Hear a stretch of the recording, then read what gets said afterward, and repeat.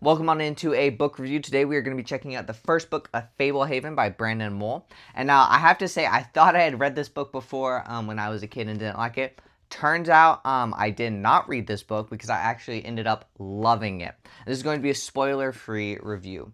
So their two main characters are going to be Kendra and her brother Seth, and then you've got their grandparents as well. But this book is amazing. It deals with some of the complex issues that some fantasy writers have of like, how come if all these fantasy creatures exist, how come we don't see them, like fairies or centaurs and all that stuff.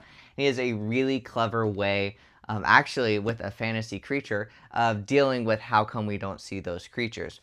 Now I have to say, I love 90% of this book. There's one part that made me mad and want to like rip out my hair.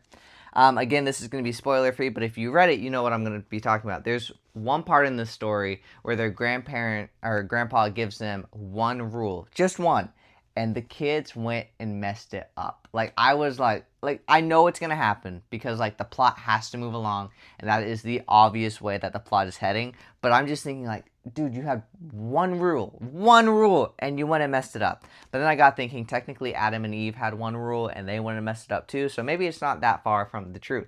This book is really, really amazing. I love all the character development with Kendra and Seth, and then a couple of the other characters that you meet later on. I love a bunch about this book, and really can't wait to check out book 2. Once I've read all of the books, I will make the in-depth spoiler review if I remember. So that is going to be all for this book. If you enjoy book reviews, make sure you like and subscribe, and I will see you in the next video.